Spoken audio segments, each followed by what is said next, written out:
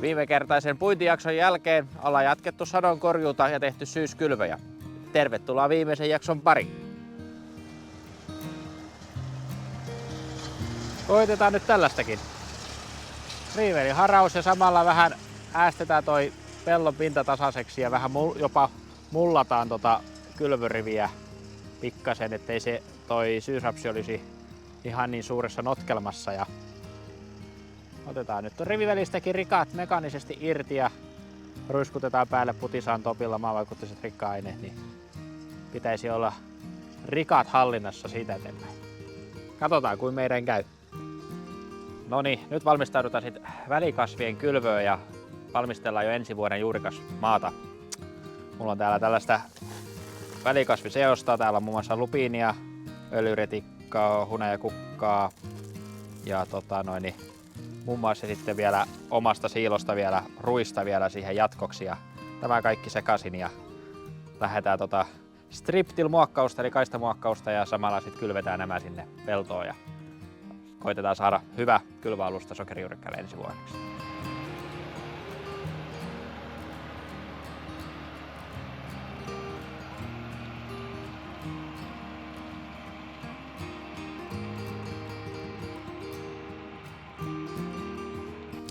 Täällä on taas tällä syysvehnäpellolla, kun on koko kesä seurattu. Tosin nyt valmistellaan jo ensi vuotta.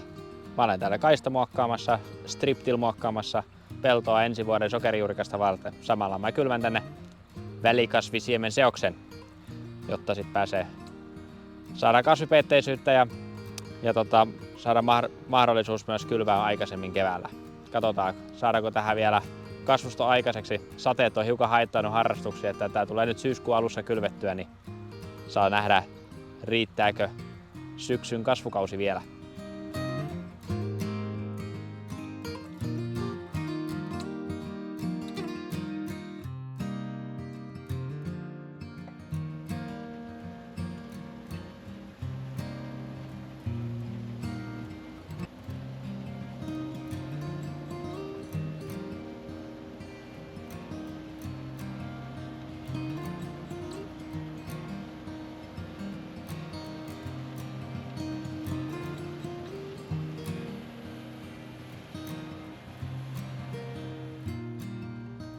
Jaha, se on kevätrapsin puintiaika. Yleisilme rupeaa litumeressä olemaan tommonen hopeanharmaa, niin siitä tietää, että rapsi rupeaa olemaan oikeasti kypsää. Tää on kyllä moneen vuoteen on tällä seudulla nyt pitkästä aikaa kevätelykasvitkin näyttänyt jo joltain ja tästä tuli oikeasti aika onnistunut Brander kevätrapsikasvusto.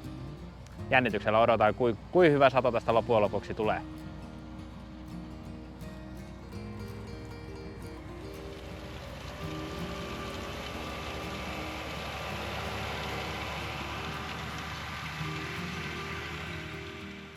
Nyt on sitten päästy rapsin puinnin pariin, eli mun Brander kevätrapsi on nyt puitu vihdoin ja viimein ja sitten tästä heti perään minä tulen tuolla minulle kaistamuokkaus muokkaini kylvökoneyhdistelmällä kylvän tähän nyt sitten Iparra syysvehnää. Ja samalla metodilla kuin mun tämänvuotinenkin kasvusto, eli tohon tarkkuuskylvetyn kevätrapsin riviväliin tähtäilen kepsillä, että automaattiohjaus mahdollistaa sen, että mulle jää enää rapsin kylvörivit tänne pystyy talveksi ja se, mä väitän, että siitä on jopa ihan etuakin tuohon talvehtimiseen, että tänne jää kasvustoa pystyyn. Mutta katsotaan, tästä lähtee uusi syysvehnä kasvu käyntiin. Aina ei onnistu. Joskus tulee tollo.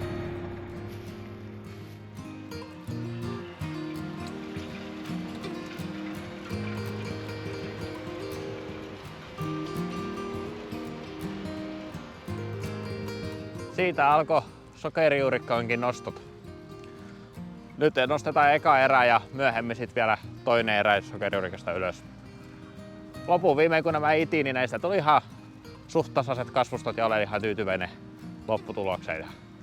Mulla nostetaan sokerijuurikkaat tuollaisella 6-rivisellä nostokoneella.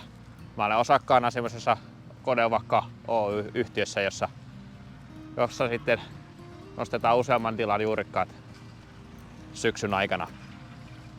Homma käy hyvin, kun on kone ja kuski ja itselle jää vaan huolehdittavaksi se, juurikkaat päätyy aumaan ja tulee siitä eteenpäin hoidetuksi. Makia elämää, sanon minä. No niin, se olisi viimeisen puimurikasvin sadonkorjuaika. Korianteria, sitä nyt puidaan.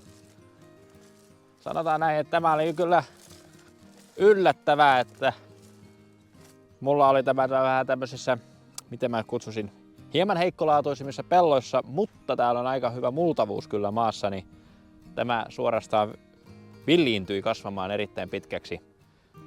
Normaalisti ilmeisesti tämä pitäisi savimaalla olla suurin piirtein polven mittaista tai vähän yli, niin tämä on meikäläisellä niinku parhaimmillaan tämmöistä niinku ainakin napaan asti.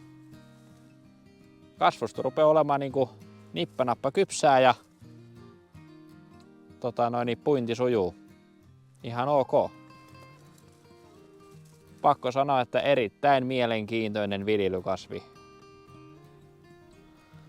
Ottaen huomioon, että tää on tosiaan kylvetty ja tehty yksi rikkatorjunta ennen taimettumista ja sen jälkeen on sadonkorjuu, niin tämä vaikuttaa erittäin simppeliltä viljelykasvilta ja tuo kyllä mielenkiintoisen lisän omaankin viljelykiertoon ihan varmasti. Katsotaan, jos sitä jatkossakin tulee viljeltyä. Puinti on sinänsä helppoa, kasvusto on riittävän kypsää, että ainoa riski on, että jos ei varsisto ole riittävän kypsää, niin saattaa tuohon syöttörumun ympärille kietoa, mutta tuolla vähän raaemmassa metäreunassa se sitä teki muutaman kerran, mutta yleisilme on kyllä ihan hyvä.